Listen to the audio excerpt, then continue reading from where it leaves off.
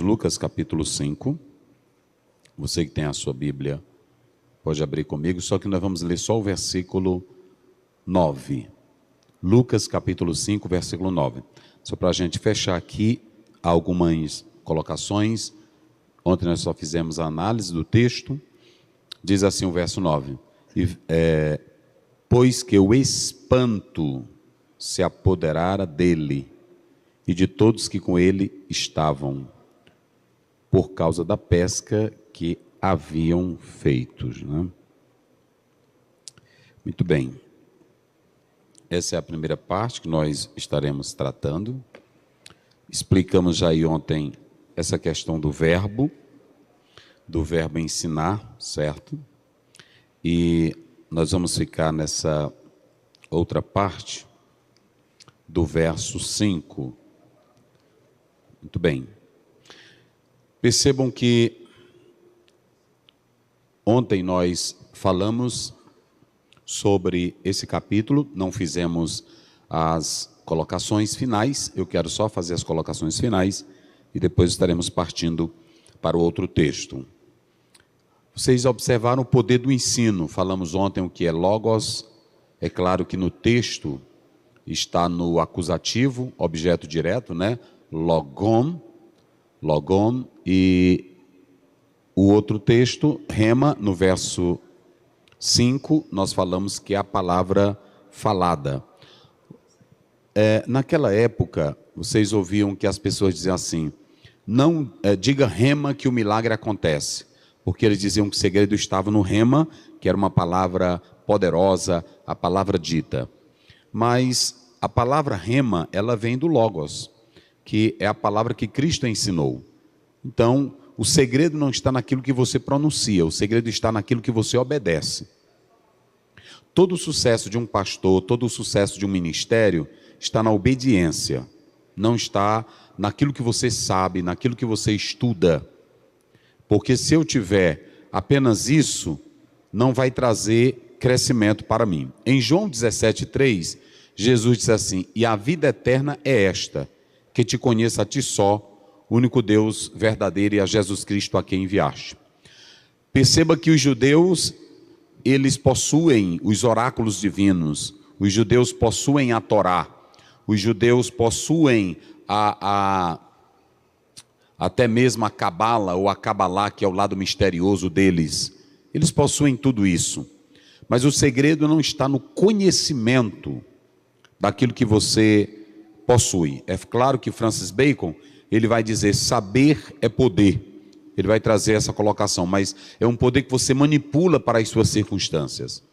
Isso estava presente no empirismo, está presente também no racionalismo. Quanto mais você sabe, mais você pode administrar. Na obra O Príncipe de Maquiavel, ele falou mais ou menos isso. De você conhecer para usar de malandragem, para usar de artimanha. Então, esse tipo de conhecimento ele pode ser prejudicial. Agora, o conhecimento de Cristo, quando Pedro diz na sua segunda carta, 3,18, crescei na graça e no conhecimento, ali é o conhecimento espiritual. Quando a Bíblia diz, os filhos de Eli não conheciam ao Senhor, eles conheciam toda a tradição judaica, eles conheciam o que a lei falava, mas eles não conheciam ao ponto de terem relacionamento com Deus. Por isso que o próprio Senhor Jesus Cristo, quando ele diz em Mateus 7, ele diz, Senhor, ele deixou bem claro, quando você pode observar, ele explica, mas no teu nome expulsamos demônio, mas no teu nome, aí Jesus disse, eu não vos conheço. Ou seja, o fato de você possuir conhecimento para manipular as coisas de Deus, não é a garantia de que Deus está com você. Não é. Então, é muito importante que cada pastor saiba disso. Em João 4, Jesus diz assim, a salvação vem dos judeus, porque Jesus vem do judaísmo. Mas perceba que Paulo vai dizer que não é verdadeiro israelita quem nasce do judaísmo, e sim quem nasce da fé na palavra. Então, como nós estamos falando para pastores, é muito importante que às vezes nós pastores nos arrogamos nos nossos títulos e na nossa posição hierárquica. mas é bom que se lembrem todos que nós não temos, ou que Deus não tem capacitação de títulos, não. Jürgen Roloff, em uma obra que ele escreve, ele mostra que a palavra apóstolos, ela é resultado de uma autoridade pelo bom trabalho, pelo bom caráter e pela afinidade dos apóstolos que tinham com Cristo. Então nunca veio da igreja, ouçam bem isso, nunca veio da Bíblia a ideia de uma hierarquia padronizada. Não, senhores, quando a igreja conhece apóstolos, esse verbo apostelei no infinitivo, na verdade foi pela tradição do respeito que a comunidade tinha por aqueles que foram escolhidos por Cristo. Mas não de forma deliberada, de dizer assim, aqui está o doutor fulano de tal apóstolo. Não, senhores. Primeiro que todos esses títulos na Bíblia, poimém, pastor, arquê, um chefe, ou então apóstolos, apostelem, nada desses títulos, eles foram hierarquizados. A Igreja Católica, no final já do segundo século, ela tinha bispos em cidades grandiosas, e cada bispo de uma cidade grandiosa, que tinha um conhecimento teológico, ele se achava uma pessoa importante. Então, quem era de cidade maior, era reconhecido como uma pessoa mais importante. Daí, a palavra bispo, ela passou a ter uma figura de alguém que liderava diversas cidades. Quando Paulo diz a Tito 1,5, eis que eu te deixei em Creta para colocar as coisas em ordem. E quando você vai para Filipenses 1:1, Paulo diz assim, na igreja de Filipos havia bispos e diáconos. Então, você tem episcopos e você tem diáconos. Episcopos é um título que quer dizer apenas vigia. O pastor de uma igreja, ele é apenas um vigia do rebanho.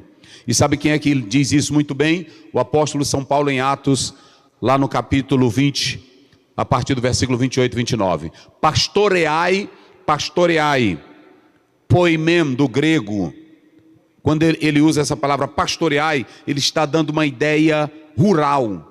Ele está dando uma ideia campestre. Ele está dando uma ideia de um trabalhador que sofre com as ovelhas. E na verdade esse era um dos títulos preferidos de Paulo. Paulo gostava muito desse título.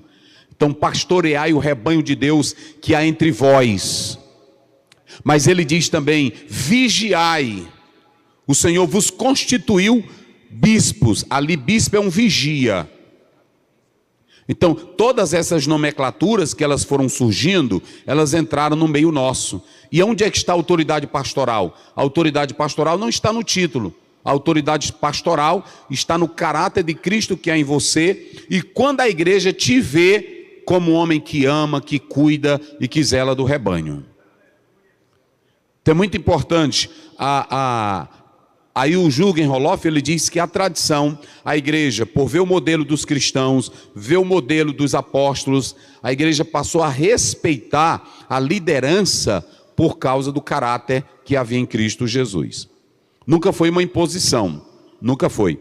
Então, e por que eu estou dizendo isso? Eu vou ser bem claro com os senhores, eu não estou aqui para fazer agenda, eu não vivo de agenda, eu vivo da igreja. Eu não estou aqui para ganhar dinheiro, não prego por dinheiro. Eu estou aqui por uma missão, que nós temos que rever urgentemente, todos nós, a nossa forma de liderar. Nós estamos tendo algumas pessoas na internet que estão contra dízimo, contra pastor, contra a igreja. Altamente. E são pessoas que buscam conhecimento no original, em vários idiomas.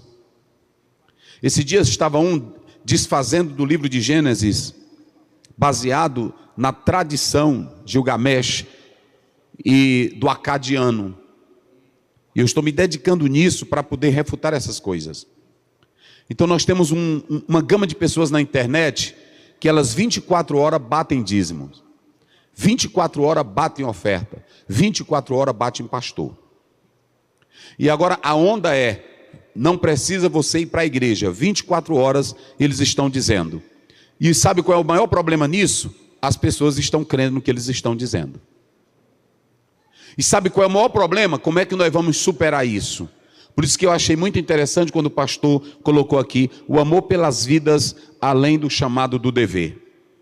Como é que eu vou conseguir, como pastor, sustentar uma comunidade acima de todas essas crendices e todos esses ataques?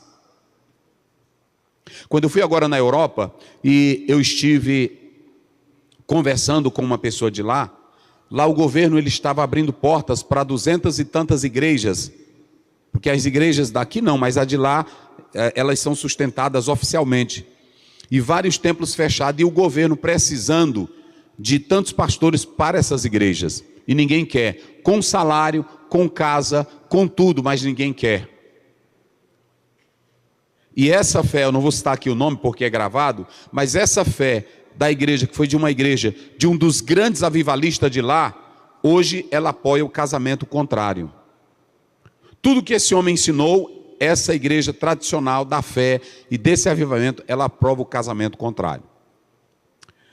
Então, o que nós estamos fazendo? E como é que nós vamos fazer para manter essas pessoas na igreja?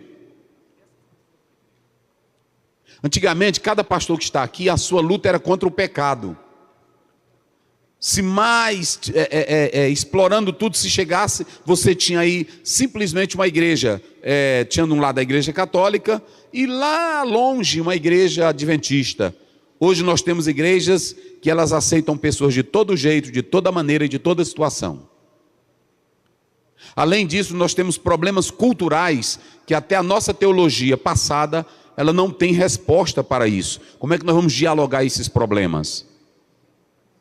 Por exemplo, eu como pastor, qual é a minha linguagem, qual é o meu tratamento para com o homossexual, para com uma lésbica? Eu como pastor em pleno século 21, como eu vou olhar essa cultura que está atingindo o nosso meio? Então são perguntas cruciais. E aí vem o mais interessante que nós, a proposta aqui, é que você não vai mais segurar membros por causa do seu título pastoral. Pode tirar isso da sua mente. Você não vai segurar membros por causa do seu conhecimento teológico, que é importante, não vai. E qual é a saída, pastor Aziel? Percebam que eu falei aqui o poder do ensino. Não há coisa mais forte para um líder, para uma igreja, fortalecer seus membros pelo poder do ensino. Se você colocar o ensino da palavra, eu estou falando de ensinar. Priorize a mensagem expositiva no seu púlpito. Priorize a mensagem expositiva constantemente. Não se preocupe, o poder da palavra gera um milagre. Gera um milagre. Então dê ênfase ao ensino, querido pastor. O pastor ele é um médico. Há um teólogo que fala muito bem isso. O pastor ele é um médico, o pastor é um oftalmologista, o pastor é o psicólogo da igreja. Mas você só vai sarar bem se você ensinar a sua igreja. E aqui observem bem o texto, que qual é a primeira coisa, a primeira lição desse texto? A primeira lição desse texto é que a qualidade de um discípulo, para ele ter amor pelas vidas além do dever, ele tem que ser formado pelo ensino da palavra. Ninguém cria amor no coração, a não ser o próprio Senhor Jesus Cristo. É muito importante que você saiba disso aqui. Amor é uma decisão. E para que os crentes, na verdade, ou o líder, ele tenha um amor pelas vidas, além do chamado, é preciso que ele tenha o ensino da palavra. E observem bem, o amor pelas almas, escuta o que eu vou dizer. Mark Dever, em um livro que ele escreve, ele diz: o amor pelas almas que um pastor deve ter não é o teu amor, é o amor de Cristo. Por quê? Porque Paulo diz em 2 Coríntios 12:15, ele diz assim: eu me deixarei gastar e me gastarei pelas vossas vidas, ainda que eu amando-vos mais e seja menos amado de vocês. Se eu tenho consciência de que Deus me chamou para esse ministério, e eu sou bem feito, eu sou bem resultado, ou seja, eu sou bem reestruturado e definido, eu vou amar não porque eu seja obrigado a amar vocês, mas porque o amor de Deus está em mim. E quando o amor de Deus está em mim, eu amo a igreja, ainda que ela me odeie, eu amo ela. Quem glorifica a Deus? O que tem de líder que diz assim: essa igreja me persegue demais, essa igreja eu não aguento ela, eu estou estressado, eu preciso é de rede. Você precisa aprender a amar. Não é de rede. Há um teólogo que ele diz algo muito interessante, eu vou dizer para vocês aqui hoje. Me mostre uma coisa, vocês, quando Moisés saiu com a congregação, libertando ela da escravidão, a congregação todinha amou Moisés? Não, me ajude a pregar. Amou Moisés? Amou Moisés? E quem se levantou contra o próprio Moisés, que era pastor da congregação de Israel? Não foi gente de longe, quem foi? Hein? Quem eram os irmãos? Vamos lá, Miriam e quem? Então quem primeiro vai se levantar contra ti é o teu próprio vice-presidente.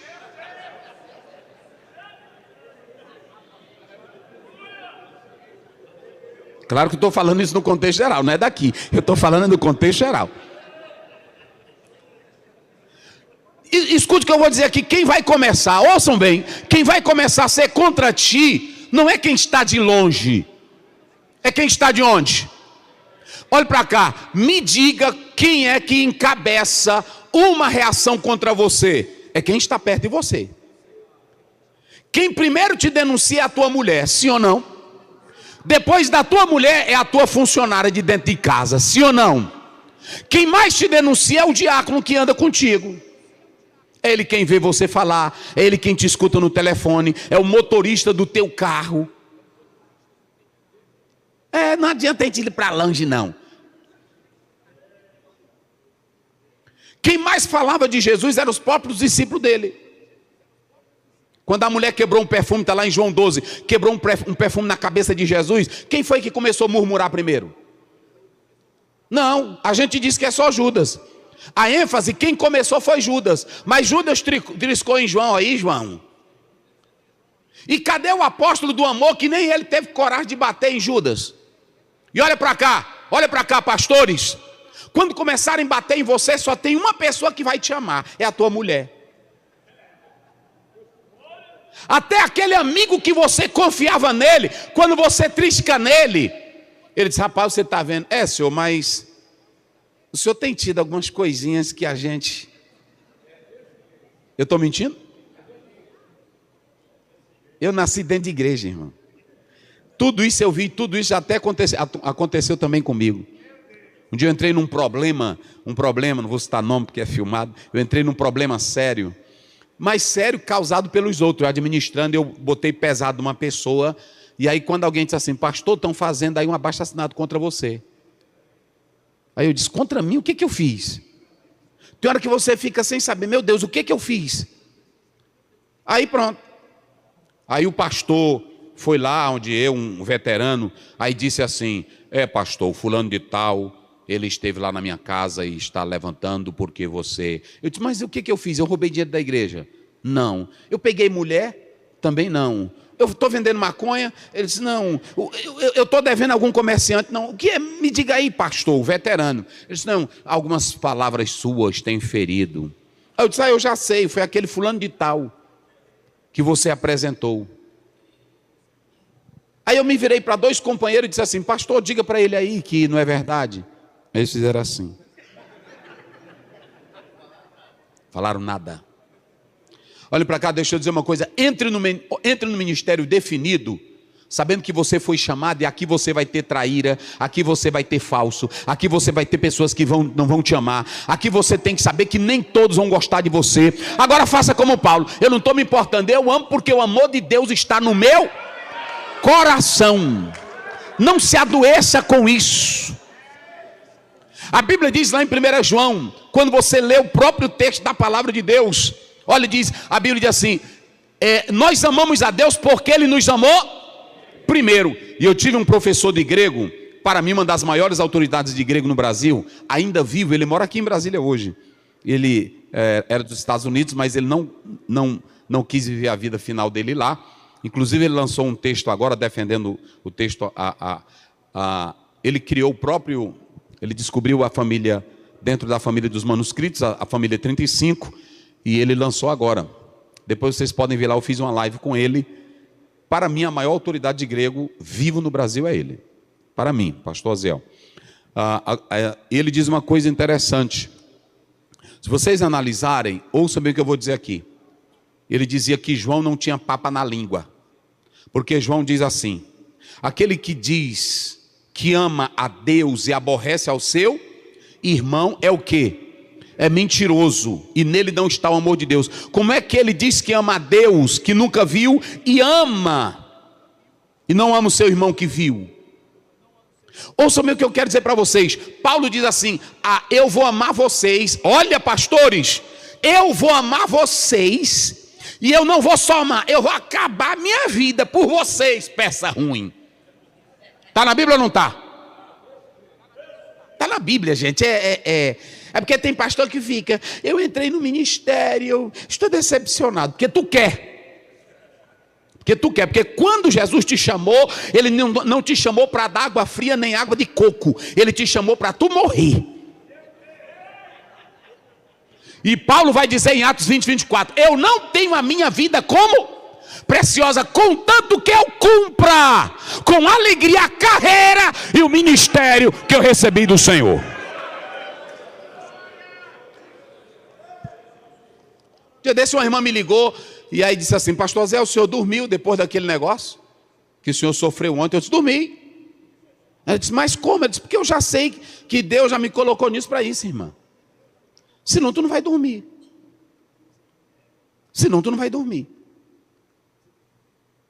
E aqui é o mais importante, o que eu vou dizer para vocês. Porque o amor pelas vidas, além do dever, é só se vier de Deus para você.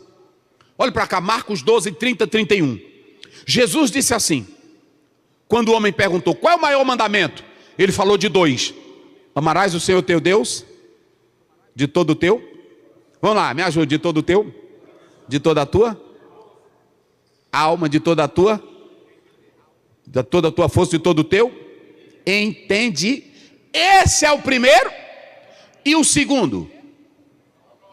Vamos, me ajude. E o segundo? Amarás o próximo como a ti. Aí quando você vai para 21, de João, basta você ler esse texto, 15 a 17, Jesus chega e confronta Pedro 3 vezes. Ele vai usar agapás, e depois ele vai usar phileo. Ele usa 2 vezes agapás. Tu me amas. Esse é eu te amo. Primeira vez, tu me ama, eu te amo. Apacenta. Não foi assim? Ele não manda primeiro tu amar o irmão. Ele manda primeiro tu amar o quê? Vamos. Ele manda primeiro amar quem? Ele. Tu me amas. Ele diz: tu sabe que eu te amo. Amor ágape. Tu me amas. Ele diz: tu sabe que eu te amo. Tu me amas. Aí ele não usa mais, na terceira vez, ele não usa mais agapás ou agape. Essa é a expressão correta. Agape. Por que ele não usou agape na terceira? Ele disse assim: tu tens amizade comigo, rapaz?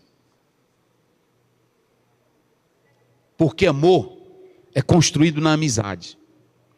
E se tu tens amizade com Jesus, o crente aqui pode falar de ti, o irmão ali pode falar de ti, o fulano de tal pode falar de ti. Mas como o amor pelo que tu tem pelo crente não é primeiro gerado no crente, é gerado nele, tu não está nem se importando. Quem glorifica a Deus? Aí sabe como é que tu vai viver o ministério? Paulo era consciente, ele dizia: eu tenho temores por dentro, eu tenho temores por fora. E ai de mim, porque ainda pesa o cuidar da igreja e dos falsos irmãos. Olha a estrutura espiritual de Paulo. Temor de fora, judaizante, era o diabo, era o cão. Aí temor de dentro, problema da igreja. E ele dizia: eu ainda luto com os falsos. Mas quando você vai para 2 Timóteo 4,7, Paulo olha para trás e diz: eu combati o bom, acabei a carreira, e agora eu estou só me aguardando A coroa da justiça. Então, por que o teu amor tem que começar com Cristo? Porque vai se desencadear o amor por Cristo, gera amor pela igreja, gera amor pelos irmãos. E quando ferirem você, o teu amor não está no irmão, o teu amor está em Cristo. E o amor em Cristo é o amor sobre todas as coisas. Aí Paulo, observe bem, Moisés foi ser pastor da congregação que ele libertou. Porque às vezes nós somos pastores de uma igreja que outro pastor assumiu, que outro pastor, ninguém está escravo mais. Moisés foi pastor de uma igreja que ele tirou da escravidão. Olha, irmão, não era negocinho velho não, era milagre. Milagre de Moisés não era milagrezinho de dor de cabeça e nem milagre assim. Diga aqui o que é que você está sentindo. Eu fui curado aqui na hora que eu cheguei aqui. Não. Milagre no dia de Moisés, ele batia na terra, aí dizia, vem piolho, aí vinha piolho. Vinha rã, aí vinha rã. Nilo se torna em sangue, aí o Nilo se tornava em sangue. O milagre de Moisés é ele jogar uma vara e a bicha virar um crocodilo e sair correndo. Lá a ideia do hebraico é um crocodilo, alguns traduziram como serpente, mas pode ser serpente. Aí a bichona correndo, aí pronto, e o faraó olhando, e o crocodilozão, e aí para todo lado. Aí o Moisés no meio das autoridades pegou aqui no rabo, não é assim? Isso é uma coisa inteligente, porque sempre quem quer dominar a serpente tem que pegar perto da cabeça para ela não picar. E aí Deus complica o nosso ministério. Já observaram como é para pastor? Deus piorou tudo para nós. Porque pastor tem que pegar aqui no gogozinho para ela não picar. E ele manda pegar na cauda. A cauda ela te pica toda hora. Mas Deus mandou para lá. Mas sabe por que ele manda tu pegar na cauda?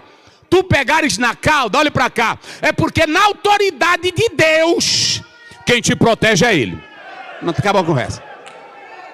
Um dia uma irmã chegou para mim e disse assim, porque meu pai, eu chegava lá, meu pai era muito preocupado no ministério, muito preocupado. E teve muita coisa que eu herdei dele. Eu não queria isso não. Mas quando eu chegava lá, ele dizia assim, rapaz, ontem à noite eu sonhei com um monte de maribondo atrás de mim. Aí eu dizia, e o que é isso, pai? É crente. Eu disse, rapaz, ele disse, é crente. E aí eu vou te dizer, pode se preparar, que vai ter fuxico. Pois, rapaz, era do jeito que ele dizia. E eu fui pegando isso. Aí eu disse, não, eu não vou herdar isso aqui do pai, não. Para mim me preocupar assim, não. Eu não vou herdar isso, não. Aí eu cheguei, uma irmã chegou para mim e disse, pastor, ontem à noite eu sonhei um monte de cobra atrás do senhor. Aí eu fui para casa e disse, meu Deus, um monte de cobra. Aí depois veio logo na minha mente, Lucas 11, lá pelo 19, né? Eis que eu vos dou poder para pisar o quê? Eu te dou poder para tu pegar pela cauda. Se tu ficares com medo do teu problema, o teu ministério vai ficar doente. Tu não vai sorrir. Paulo era tão tranquilo com o ministério dele que ele disse assim, eu disciplinei um cabra ruim aí que estava pegando a madrasta, não foi assim? Eu até me senti mal, mas eu estou logo dizendo aqui para vocês que eu quero, antes de ir, já está com o problema resolvido, que eu quero chegar aí para me alegrar com vocês. E eu pergunto, vocês querem que eu vá com amor ou com vara? Decidam. Está na Bíblia ou não está? Aí os irmãos disseram, não Paulo, aqui já resolveu, o bicho velho já se reconciliou. Eu disse, então eu vou no amor. Acabou essa conversa. Então qual é o teu estilo de ministério, pastor? Olhe para cá, se vocês analisarem, o amor, ele tem que vir de Deus para o teu coração. Porque a Bíblia diz, Romanos 8, 5, 8, mas Deus dá prova do seu amor para com, em que Cristo morreu. Pronto, lá vai. A congregação nos dias de Moisés, ele trabalhou perfeitamente nela? Ele teve sucesso com ela? Não, ele trabalhou sempre com problema. E o problema pior é que a própria congregação, nem ela, deixou Moisés entrar na terra prometida. A segunda congregação de Josué teve problema. A terceira, dos juízes, teve problema. Samuel, a congregação chegou e disse para Samuel, tu presta, mas teus 2 filhos não valem nada, nós não queremos mais você. Pronto, me diga uma igreja que um pastor trabalha na paz. E se tu pensa que tu é o bambambam, não bota na tua mente. Sinceramente eu louvo a Deus porque a igreja aqui me ama. Ele não te ama coisa nenhuma. Tem alguns crentes que nos amam. Não bota na tua mente. Quando o irmão, na hora que chega, pastor, eu te amo. Eu disse, está certo, meu irmão, ô meu santo, Deus te abençoe. Eita, glória a Deus. Aí minha esposa, e aí? Eu disse, tu vai já ver daqui a um dia. É só assim. Faça seu ministério confiando no amor de Deus e no teu chamado. Não te iluda com essa. Um pastor estava pregando, aí terminou o culto, ele lá nos Estados Unidos, aí ele olhou um jovem todo diferente na igreja, ele foi lá. Bom dia, jovem. Diz, bom dia, pastor. Era de manhã na escola. Eu tenho visto você aqui frequentar meus cultos toda manhã. O que te atrai aqui? É a banda, que é uma orquestra linda? Ele disse, não. Ah, então já não é a banda. É o templo, que tem uma boa acústica, ar-condicionado? Ele disse, também não. Disse, então pronto, se não é a banda, não é o templo, é o meu sermão. Eu já sei, é o sermão que eu prego. Também não. É aquela moça ali que eu estou doidinho para namorar com ela, e até agora ela não me deu sinal. Então às vezes você pensa que você atrai os crentes para a igreja, e não é você. Sabe o que vai nos manter de pé? É o nosso amor pelas vidas. Se tu me amas, apacenta o meu rebanho. Agora deixa eu te dizer uma coisa, só para a gente já caminhar para fechar aqui. Depois que Pedro e os demais apóstolos viram os milagres, viram o ensino, como foi que eles ficaram? No verso que a gente leu, o verso 9, como foi que eles ficaram? Hã? Vamos lá. Como foi que eles ficaram? Hã? Vamos, digam bem forte, eles ficaram como? Vamos lá, assustados. Digo, eles ficaram como? Não, mas bem forte, só quem está na reunião. Assustados. Assustados.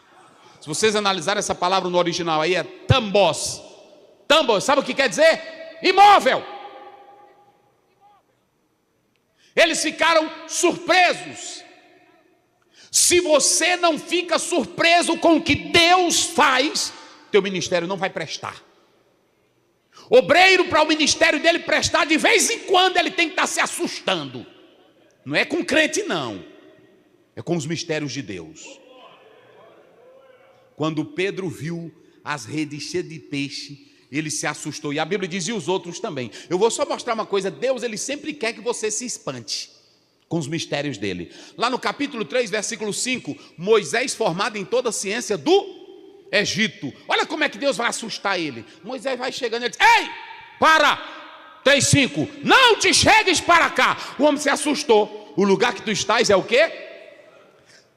É terra santa. Deus pegou Daniel, capítulo 7, verso 28, Daniel diz, terminei as visões de Deus, mas elas me espantam. Eita, irmão, Daniel andava, eu sonhei com a cabeça de ouro, eu sonhei com os pés de barro e ferro, eu sonhei com, meu Deus, o que é isso? Eu sonhei, pronto, Deus encheu tanta cabeça de Daniel, de visão, de sonho, que o homem ficou louco. Deus tem que te espantar. Se tu não tiver espanto de Deus, o teu ministério não presta. Quer ver mais? O Paulo era formado na ciência judaica, o Paulo era formado na ciência grega, o Paulo era um homem de uma cultura invejável. Deus disse, eu vou bagunçar a cabeça dele. Só mandou um clarão ao meio-dia. Está lá em Atos 9. Quando mandou o clarão ao meio-dia, ele caiu. E quando ele caiu, ele disse, quem és? Quem está me afrontando? Ele disse, te aquieta que eu sou Jesus, rapaz. Como foi que Paulo ficou? Como foi que Paulo ficou? Cego. Mas ele não ficou só cego, ele ficou manso. Quando Deus disse, Ananias, vai orar por ele. Ele disse, Senhor, tu não conhece a fera? Ele disse, vai lá para tu ver. Quando chegou, a Bíblia diz que ele estava orando. Obreiro que ora não é bom de briga, não é bom de peixeira. Obreiro que ora é calmo.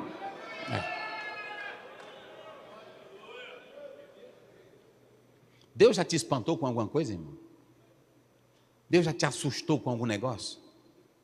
De vez em quando tu tem que estar assustado. Não é com coisa de crente não. Deus tem que te assustar com os mistérios dele, para saber que ele está pertinho de ti. A Bíblia diz em 2 Coríntios 12, Paulo diz, eu conheci um homem, não sei se no corpo, não sei se na carne, não sei se no espírito. Ele foi arrebatado até o terceiro, e lá viu coisa que nenhum mortal é digno de ouvir assim. Deus ainda te assusta. Deus ainda te desperta pelas madrugadas. Sabe o que vai manter um ministério de pé, de um pastor, de um obreiro nesta época? É isso aqui. Então ouçam bem aqui. Primeiro, se você quer ter um amor pelas vidas, além do chamado do dever, tem que haver ensino. A segunda coisa dentro aí, você tem que ter consciência de quem chama você. Agora Pedro vai saber quem foi que chamou ele. Ele diz assim: quem me chamou é onde sabe onde tem peixe, lá no fundo das águas. Eita, pastor, você entrar no ministério sabendo que Deus te chamou e que ele te espanta com visões. A Bíblia diz que Deus pegou Daniel, aliás Ezequiel, e meteu tanta coisa em Ezequiel que ele disse: está cheio demais. Ele disse: depois eu vou fazer tu ficar mudo. Como era bom se Deus calasse alguns pastores, para depois Deus mesmo falar. Que às vezes só quem está falando somos nós. Deus não fala. Agora, quando ele te cala, Deus encheu Ezequiel: come, Ezequiel. E ele pá, o rolo. Ele diz: está amargo, engole e cala a tua boca. Depois que ele se cala, aí Deus disse: agora abre a tua boca e fala para o povo.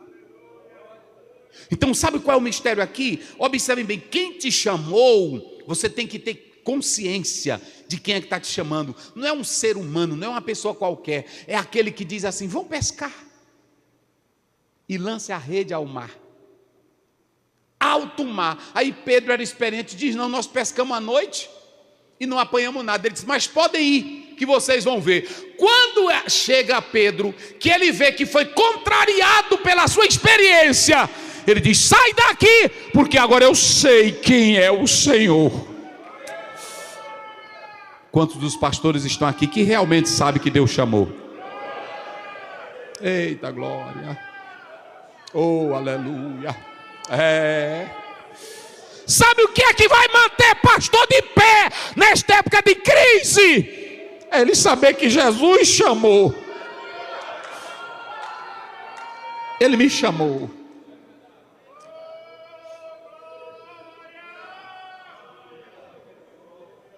Pode falar mal de ti, pode dizer que tu é um babão, pode dizer que tu anda atrás de dinheiro, disseram de Paulo, pode dizer. Agora, quando tu sabe quem te chamou, o soberano, o que sabe aonde estão os peixes, o que é santo, pode te matar, pode tentar. Eles estavam matando Estevão. Cala tua boca, Estevão. Aí Estevão diz: eu estou vendo é o céu aberto e o Filho do Homem.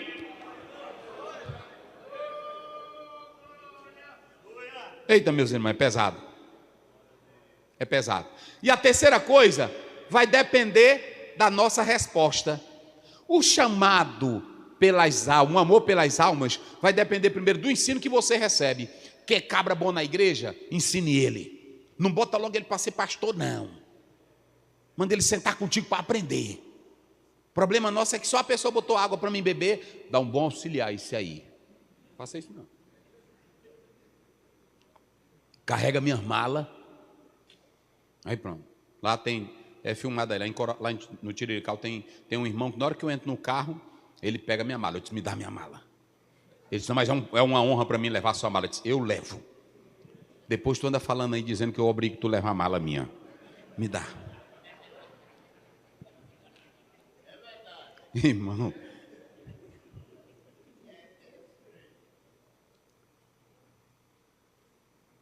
Ele disse: mas eu quero levar. Eu disse: olha, uma vez foi uma briga dentro do carro. Eu disse: rapaz, vou te disciplinar. Ele puxando: eu levo.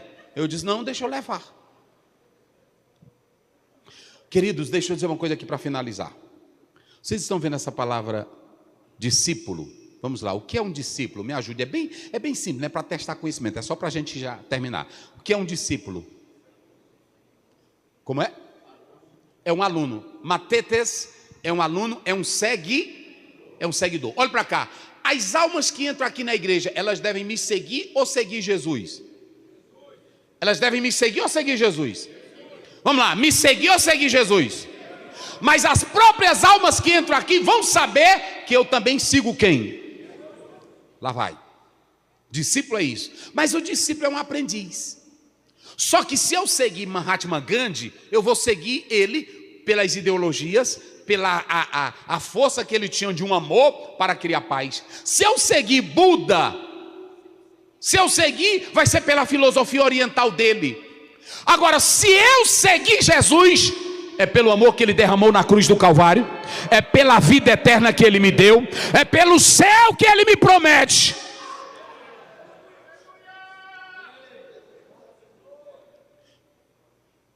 Então, se eu seguir Jesus, vai ser por isso. Agora, deixa eu dar um exemplo aqui. O seguidor influencia ou não influencia? Vamos lá. Discipulado é influenciar. E eu vou dar 2 exemplos aqui, natural e espiritual. O natural é que se o pastor, seu nome?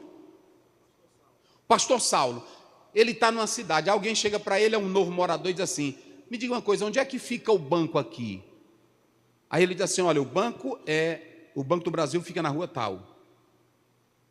A partir daquele momento ele já está influenciando com orientação. Onde é que tem um cabeleireiro aqui que corta bem o cabelo, que ajeita? Ele diz: é ali. Tudo que a gente faz, tem pessoas que só porque ele indicou a escola, indicou o banco, indicou um plano de saúde, ele vive pelo resto da vida naquilo ali. Isso é influenciar. E a gente pode influenciar positivamente ou negativa. Ser discípulo é influenciar. Agora ouçam bem o que eu vou dizer aqui para vocês. Quando Jesus chama nós para sermos discípulos, não é para você fazer nada para ser discípulo. Ele já fez tudo para você ser discípulo. É só você seguir. João 10:11, ele diz assim: o bom pastor dá a vida pelas ovelhas. Quando você chega aqui, a única coisa para ser discípulo dele é fazer o que ele manda, porque ele já fez tudo por você. João 7, 38, 39. Quem crê em mim, como diz as Escrituras. Agora tu entrou aqui, a ideia tua acabou. A tua ideiazinha, teu diálogozinho, teu pensamento. Irmão, eu estou conjecturando. Acabou isso. Aqui a conjectura é dele. Eu estou pensando. Acabou isso. O pensamento aqui é dele. Porque a tua mente agora é a mente dele. 1 Coríntios 2,16. Ah, porque a minha vontade acabou. Tu não tem mais vontade. Mateus 6,10. Venha o teu reino, seja feita a tua... Acabou. Tu, como discípulo dele, quem pensa é ele, quem faz é ele, o modelo é o dele, a vida é a dele, o padrão é o dele, quem diz é ele, quem escolhe é ele, quem manda é ele, quem seleciona é ele, a ordem é dele. Então se acabou. Até pastor. Eu sou pastor. Aí Jesus diz: tu me amas? Amo. Aí Jesus diz assim: olha, até para a tua morte eu vou te dizer que vão te matar. Jesus diz para Pedro: quando tu era mais moço, tu te vestia do jeito que tu queria. Mas vai chegar o dia que os outros vão fazer contigo. E pegaram Pedro, e você sabe como foi a morte dele. Ser discípulo, gente, ouçam bem. Eu vou finalizar dizendo uma coisa para vocês aqui. Tem gente que pensa que fazer discipulado é piquenique. Vocês já viram os piqueniques dos crentes hoje? Tem até pastor que inventa. E eu li tudo isso. Eu já li tudo isso, culto no lar, café no lar, eu já li tudo isso. E por que os grupos menores crescem? Vocês já observaram? Por que os grupos menores crescem? Sabe por quê? É porque numa igreja grande, num templozão grande, com 10 mil pessoas sentadas, 8 mil pessoas, 3 mil pessoas, o pastor prega o sermão, o irmão escuta a palavra, gosta. É por isso que tem um livro... esqueci agora o autor, que ele diz: cuidado só com os seus sermões, porque só o seu sermão hoje não vai resolver o problema. Se eu prego um sermão dia de terça-feira na Assembleia Geral, no culto geral, eu prego um sermão, todos os crentes escutam, mas nem todo mundo eu estou alcançando com os seus problemas particulares. Por que os grupos pequenos funcionam? Porque quando você está num grupo pequeno, lá todo mundo se abre, lá todo mundo conta seus problemas, lá todo mundo chora. Vocês podem observar que quando a igreja começa pequena, é mais fácil dela desenvolver. Igreja grande, toda hora tem problema para tu solucionar, ainda tem mais, ela é difícil de você tratar. Começa com a diretoria. Tudo isso eu sei. No grupinho pequeno, aí você, vem cá, me dá um abraço, não é assim? Aí pronto, conta teu problema. Aí o irmão conta, aí pronto. Não tem Bíblia. É só choro, é só aquele negocinho ali, um abraço, eu te amo. Aí pronto, aí quando termina, bota um café aí, irmão, bota um negócio. É assim. Agora olha para cá, discipulado não é piquenique. Discipulado é morrer. Jesus disse em Mateus 16, 24, 25, ele diz: quem quiser vir após, faça o quê? Negue-se a si, toma a sua e o quê? e segue-me.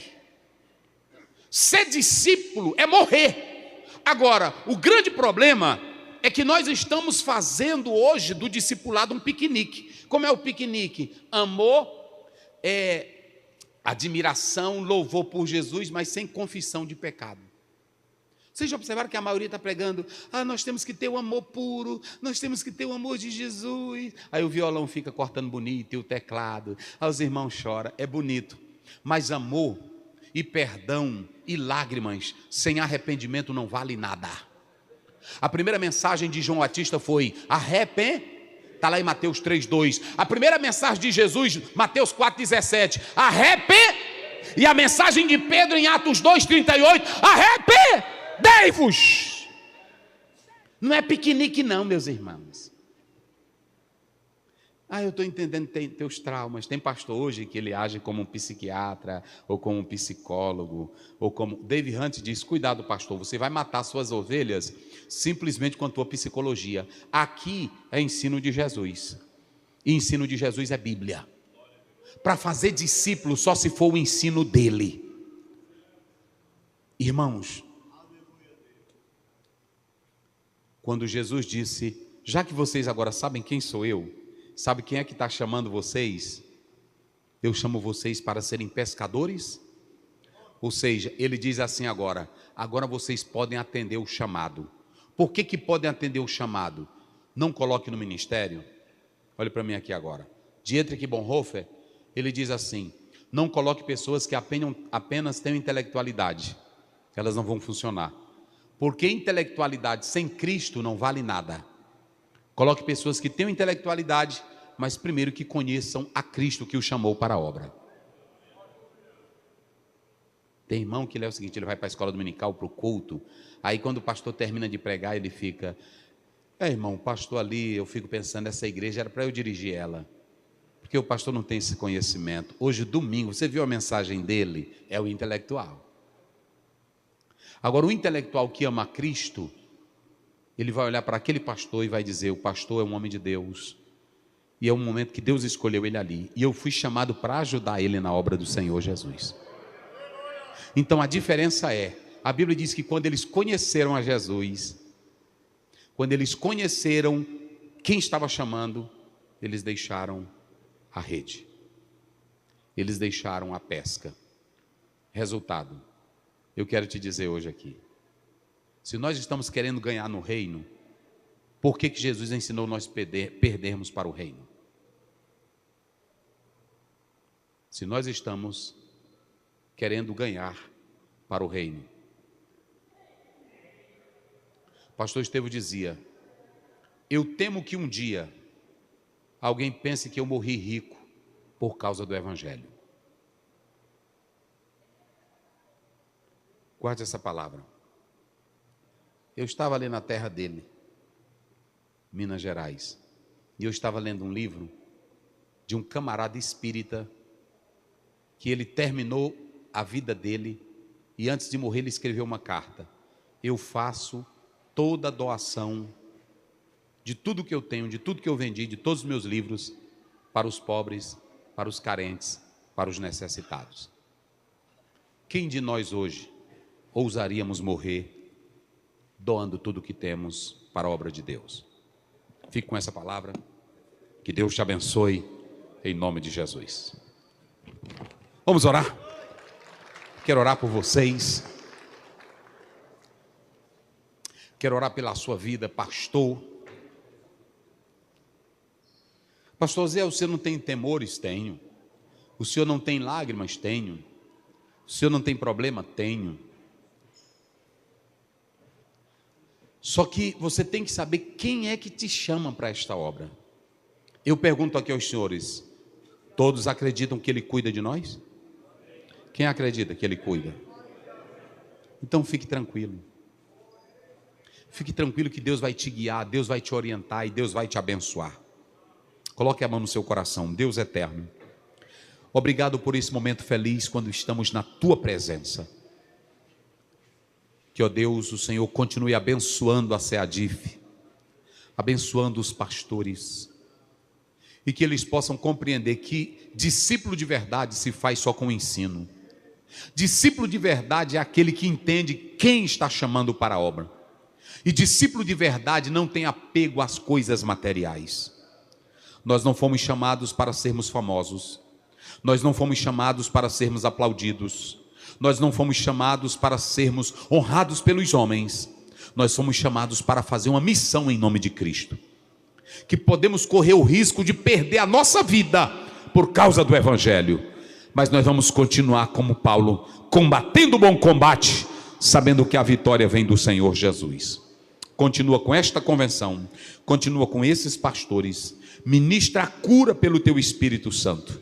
Quem veio aqui abatido, quem está aqui com um problema, com aquele irmão, pai, que persegue teu filho 24 horas, é um Alexandre, é um Demas, mas que o Senhor guarde teus filhos na autoridade do Espírito Santo, fazendo a obra como convém. Da vitória te pedimos em nome de Jesus.